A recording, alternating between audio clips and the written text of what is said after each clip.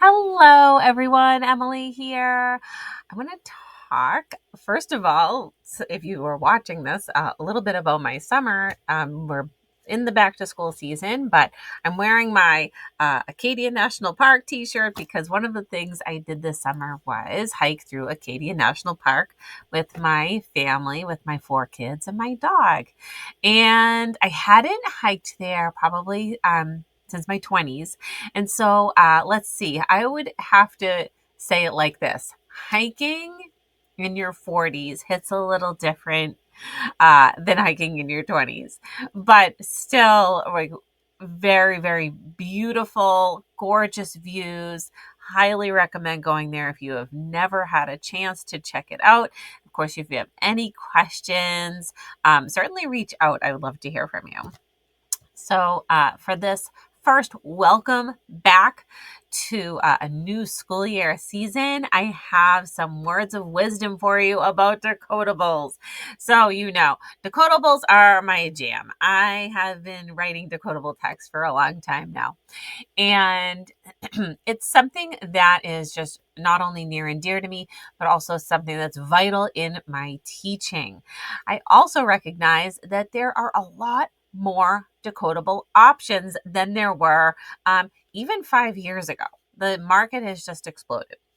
So I want to give you some tips, whether you're working in a school or in private tutoring, intervention, whatever, when you are looking for decodables.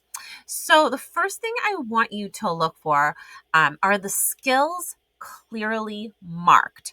So when you look at the cover or the back or the inside tabs, you're going to know exactly what your students are going to be practicing. So if you're working on, for instance, vowel teams, the vowel teams will be listed there clearly. So that is one thing you want to be really sure about. And that ensures that your students are getting matched to a text where they're going to be able to put into practice what you've been teaching in your phonics lessons. All right, the next thing you want to be looking for is high decodability. Now, that may vary from person to person, depending on where they're at in the progression of skills. However, we can look at a high level of reliability to see whether the decodability of the text really is suitable and efficient enough for our students so that they have to resort, I don't know what that noise was, to any uh, perhaps pseudo reading habits like guessing, right, that they may have had in the past before they started working with you. We want a high decodability also so that they feel greater success, that they're working on their decoding skills and leading more towards fluent reading. So you should be able to look and see and judge whether the book is has a high decodability, just maybe by not only just reading a few pages, but there may be an actual percentage.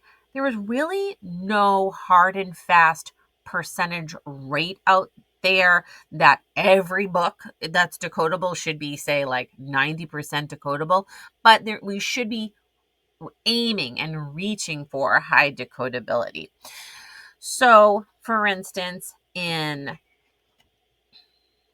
just going to hold up these books, okay? There will be, for instance, in this one, in Sal's pad, which I will show you in just a minute, it'll say on the back of the book that for short vowels, out of 105 words, the decodability is at 77.8%. So it's actually listed right in the back of the book. Some decodable books will provide that for you. And that's really helpful. So you know that, okay, well, my students are going to be exposed to a lot of short vowel patterns in there. All right. The next thing you want to look for is if your decodables provide a word list, perhaps at the very beginning or at the back. And we want to provide some word reading practice to sort of give a little bit of a rehearsal. This is going to be especially helpful for your intervention students so that they can just get more exposures. So when they are meeting those words in the text, then they're really working on more efficient decoding, picking them up quickly, and they're following those patterns that you have already taught them. Okay, this is a big one. The next one is that any illustrations, photographs, pictures, whatever, should not trigger guessing.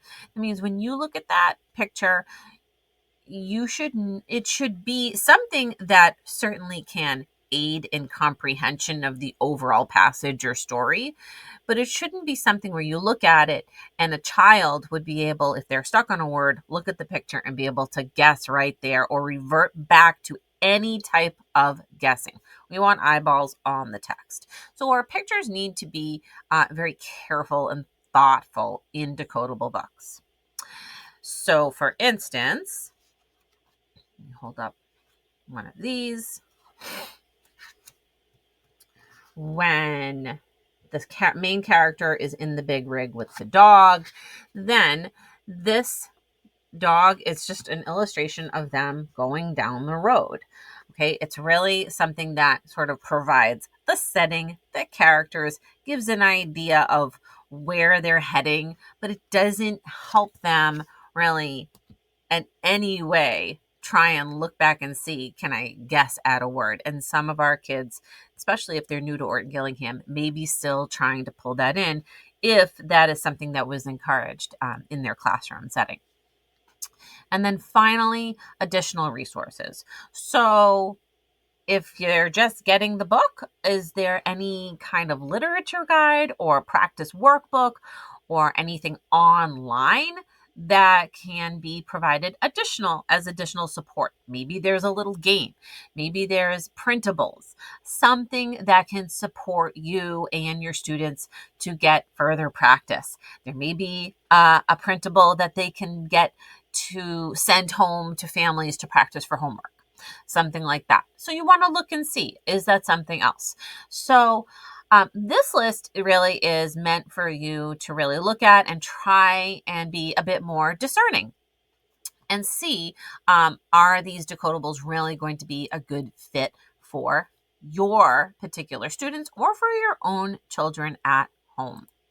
All right, so the ones that I am going to show you come in a set of 4 books. And yes, I apologize that this is backwards. When I am recording on this, it's not something that I can fix because it's the technology that I use. But the books that I use for this particular video are called the Wise Words series. These are written by me, and they are through Simple Words Publishing. So I have teamed up with Simple Words Publishing to create a series of 4 different books. And you can see the titles of the books on each cover.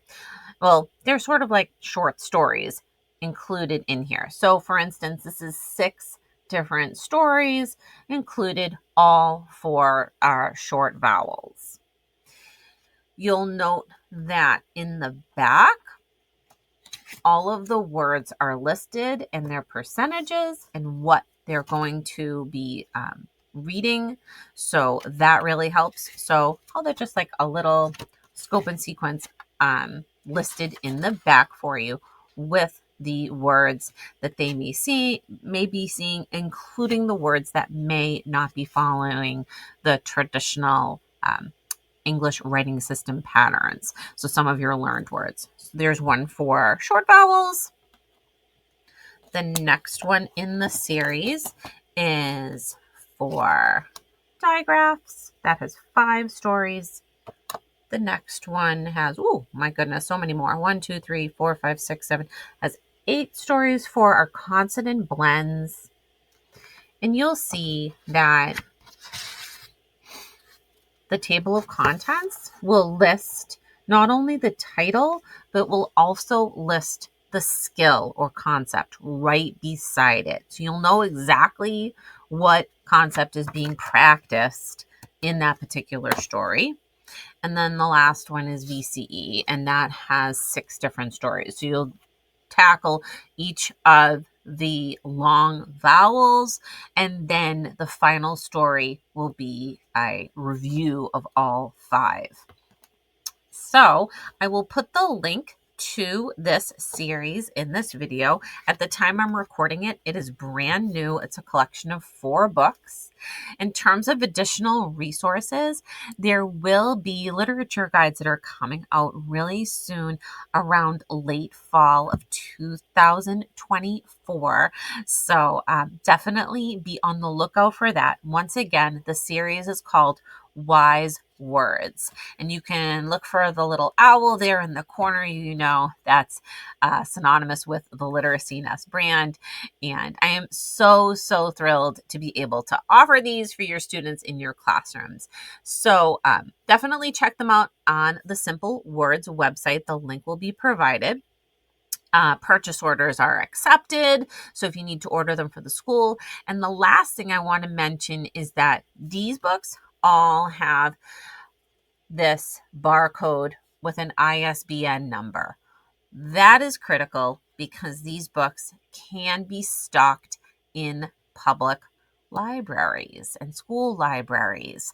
A lot of decodables do not offer that. And so that is why you'll see public libraries not providing a lot of decodable books.